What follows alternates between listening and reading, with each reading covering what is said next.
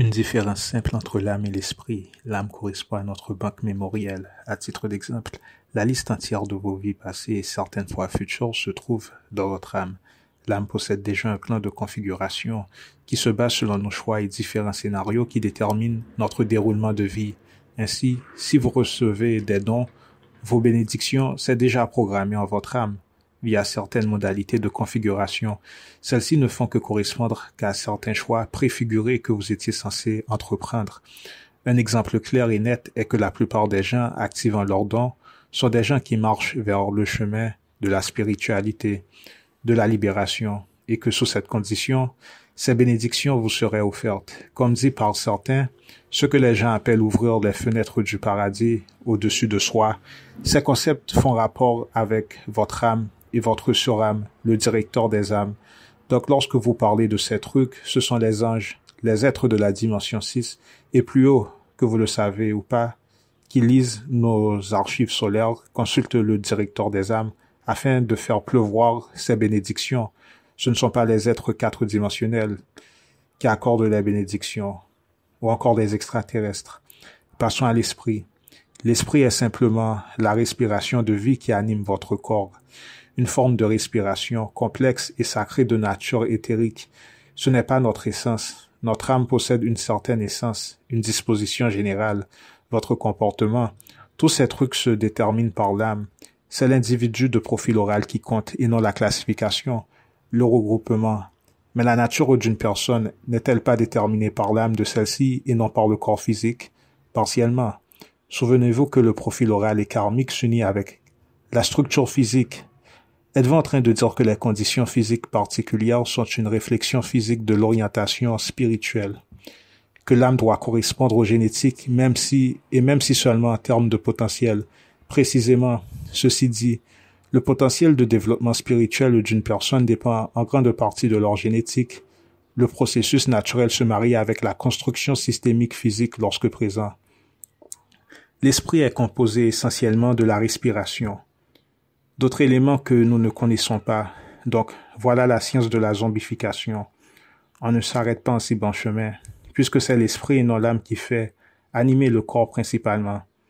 Si une personne meurt et que son esprit s'envole, la réanimation corporelle peut avoir lieu en fusionnant un autre esprit dans le corps de la personne. Ainsi, si une personne peut mourir de nombreuses fois et se faire réanimer. Vous avez vu dans Exterminateur, il fallait les brûler au feu afin de les dézinguer. Devinez quoi, il y a des hommes en apparence ainsi faits de fer. Donc la zombification possède différentes modalités, le clonage, la réanimation corporelle, la mort à retardation, etc. Pourquoi ces hommes se trouvaient-ils à bord du vaisseau? Extraction et récupération en vue d'études. Ces hommes ont été victimes d'enlèvements négatifs, morts, récupérés à la suite de leur mort. Ont-ils comme plan de les réanimer? Possibilité parmi tant d'autres. Lorsqu'ils se font réanimer, sont-ils réanimés avec l'âme abandonnant le corps? Attrapent-ils l'âme et la remettent en place? Négatif. Dans ce cas, le font-ils avec une âme extraterrestre? Possibilité parmi tant d'autres. En les réanimant, cela est-il possible sans l'âme? Correct. Une fois ce pas franchi, sont-ils comme des zombies tels que représentés? Négatif. Pouvez-vous nous offrir plus de renseignements à propos de cet aspect particulier? S'ils se font réanimer sans âme, quelle est donc la source de l'énergie de cette force de réanimation, indiscernable parmi les autres hommes? Comment donc? La technologie est à même de faire des miracles. Bien entendu, vous faites référence à une technologie quatre-dimensionnelle. Correct. Un corps réanimé par l'infusion de quelque forme de schéma patron énergétique. Serait-ce le chi? Ici, il faut comprendre que nous percevons l'âme comme étant la force animatrice de la biologie et que lorsque celle-ci prend son envol, le corps expire. Est-ce correct? Pas totalement, car vos données d'information sur le sujet font que vous formulez des conclusions incomplètes et incorrectes.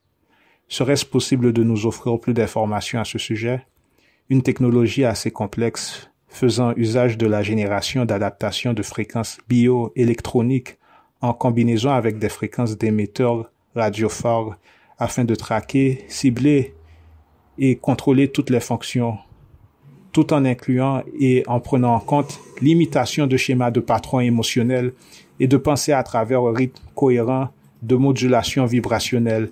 Bien sûr, ces schémas de patron prenant en compte la vibration émotionnelle et idéologique correspondent à celle moyenne de l'homme, Homo sapiens sapiens. Donc, s'ils font cela, tout fonctionne, le sang, rythme cardiaque, tout. Toutes les fonctions biologiques, même au niveau cellulaire, via la duplication, équipe de l'aura, projection. Donc, beaucoup de gens qui sont déjà morts marchent actuellement. C'est une méthode utilisée sur les sujets concernés comme proposée et décrite dans l'ouvrage Matériel matriciel, mais en lieu et place de robots, tel que proposé. N'existe-t-il aucune manière qu'une personne normale soit en mesure d'identifier une telle entité? Négatif. Environ combien d'êtres du genre circulent sur la planète, se faisant passer pour des gens normaux? 2 millions. Environ 2 millions. Correct. Entre parenthèses, au moment des faits décrits, nous sommes en 1995. Je vous laisse imaginer la suite. Surprise, surprise. Et dans votre cas, vous avez été en contact avec 7 d'entre eux. Qui sont-ils? Découvrez-les vous-même.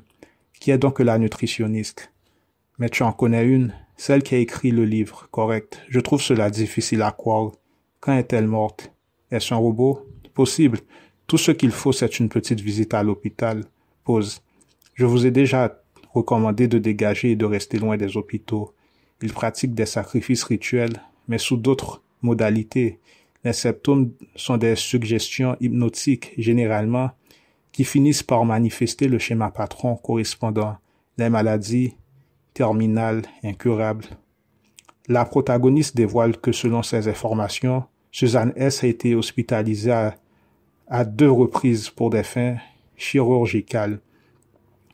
Lorsque vous faites les recherches pour ce qui est de l'étymologie du terme docteur, qu'est-ce que nous voyons? Sorcier. Possède-t-elle un certificat de mort? Positif. Cela signifie que si une personne va à l'hôpital pour une chirurgie, il est possible que celle-ci meure et se fasse réanimer sans qu'aucune personne ne s'en rende compte, outre le staff médical. Correct. Alors pose encore. Vous savez que les hôpitaux publics possèdent une pièce se nommant la salle de résurrection.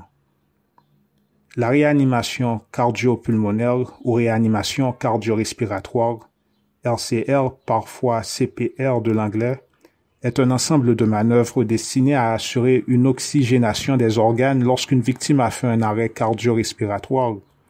La réanimation cardio-pulmonaire est séparée en réanimation cardio-pulmonaire de base, réalisable par tout le monde, et réanimation spécialisée, réalisée par les professionnels de santé formés à ce type de réanimation.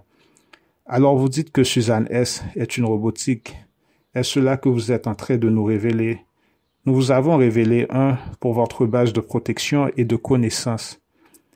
Mais nous ne pouvons tout révéler à ce point de jonction. Fin de cet long extrait. En résumé, la présence d'une âme n'est pas nécessaire afin d'animer le corps. C'est avant tout un esprit. Donc, si une personne avec une âme meurt et que des forces font usage de l'émission d'un esprit, le corps peut toujours reprendre ses fonctions et bouger. Donc, le corps peut reprendre vie. Vraisemblablement, vous en connaissez un. Nous aussi. C'est-à-dire que c'était possible de les distinguer via l'œil nu, mais que via vos dons, car notre œil trois-dimensionnel n'est que programmé afin d'observer le spectre visible de la résolution d'images moyennes trois-dimensionnelles, ce qui n'est pas le cas avec le troisième œil. Comme nous le disions, l'apocalypse est déjà là. L'apocalypse se réalise simplement dans un environnement contrôlé et paisible, contrairement à la présomption que nous avons de voir le chaos partout. C'est-à-dire que vous avez entendu le chaos et que vous entendrez le chaos à l'autre bout du monde, par exemple, mais pas nécessairement dans votre vie. Et inversement, il est possible de vivre un enfer interne sans pour autant que vos proches, ceux qui vivent avec vous, en soient au courant. La tribulation est d'abord interne, d'où les termes environnement contrôlé et paisible. Vous devez activer vos dons. Maintenant, oui, il est possible de les reconnaître, du moins pour les psychiques. Donc, certains sont positifs, ils ne sont pas tous méchants, d'autres méchants et d'autres intermédiaires. Reconnaître les négatifs, c'est assez aisé. Cela peut être une personne qui change de sexe. On ne sait pas. En changeant de sexe, c'est une nouvelle incarnation. de nouveaux astres. Les épidémies, dont celles récentes, ont probablement servi à l'introduction de zombies. Le port du masque. Pourquoi? Pour l'introduction peut-être d'une nouvelle espèce sur la surface terrestre. Les célébrités étant victimes de rumeurs de morgue. La plupart de ces rumeurs sont vraies et ces célébrités sont peut-être remplacées. Inversement, toute personne décédée officiellement ne l'est pas forcément. Certaines fois, leurs morts sont faussées. Donc oui, certains sont morts, mais d'autres sont animés par d'autres esprits autres que l'âme originale. Et d'autres encore sont morts officiellement, mais toujours en vie, ou peut-être morts en dimension 3, mais introduits et invités en dimension 4, version terrestre. Donc le sujet est très complexe, nous avons de quoi nous amuser. Pas de corps, pas de preuves. Les crises d'acteurs sont des individus ayant de nombreuses fonctions. Ce sont certaines fois des lanceurs d'alerte travaillant durement pour les forces ténébreuses, mélangeant à la fois mensonge et vérité consciemment. Les crises d'acteurs sont des gens qui travaillent, mais qui n'ont pas une horaire fixe. Ils peuvent être des travailleurs indépendants, vivre de petits boulots par-ci et par-là. En fait, les crises d'acteurs sont surtout des gens tout-terrain, les hommes de terrain, des hommes de rue, dont la plupart de leurs activités, de leur concentration physique, prend place dans la rue. Ce sont des hommes de rue et font donc souvent office du scénario de gangsters. Les acteurs de crise sont des gens qui ont pour fonction de semer la panique, la colère, la peur au sein des foules et de la masse. Les acteurs de crise sont spécialisés afin de créer une situation chaotique provenant de désaccords anodins. En résumé, ce sont des semeurs de troubles. Ils n'ont pas besoin de se reposer comme vous et moi. Ce sont des indices, ce sont des robots détrimentiels. Cette civilisation opère directement à côté des sièges, des quartiers et des bureaux généraux. Il y a toujours des missions de reconnaissance, c'est-à-dire que des gens sont envoyés afin d'analyser chaque nouveau venu, ou disons une personne qui n'a pas l'habitude d'être aperçue dans le milieu. À titre d'exemple, si vous accédez à cet endroit, il y a des gens ou des entités qui passeront à côté de vous, comme guise de rien, mais afin de vous analyser, de vous détecter, de vous filtrer, tel qu'on filtre un environnement. En fait, vous ne le sauriez même pas si vous n'avez pas votre troisième œil activé. Et cela peut être des mendiants, des clochards. Vous savez que nombre de ces gens sont secrètement des individus traquant des profils ciblés. Peu importe où vous allez, dès qu'il existe une surveillance stricte, vous avez affaire à des entités non humaines ou sinon des activités de nature humaine connectées avec des interférences de formes de vie non humaines, c'est-à-dire ultra ou extraterrestres. En Afrique, en Europe, une grande partie de vos soldats de guerre, des gens entre parenthèses faisant partie de zones de patrouillage, sont des robots. Mobutu, Idi Amin, certains de ces dictateurs sont des portails organiques / psychopathes. Quelle est la vraie raison des guerres génocidaires en Afrique? C'est la création de la mentalité psychopathique. C'est une version exprimée différemment de la race élue, la programmation de personnes plus agressives, non pour le peuple, mais répondant plus facilement à des ordres gouvernementaux.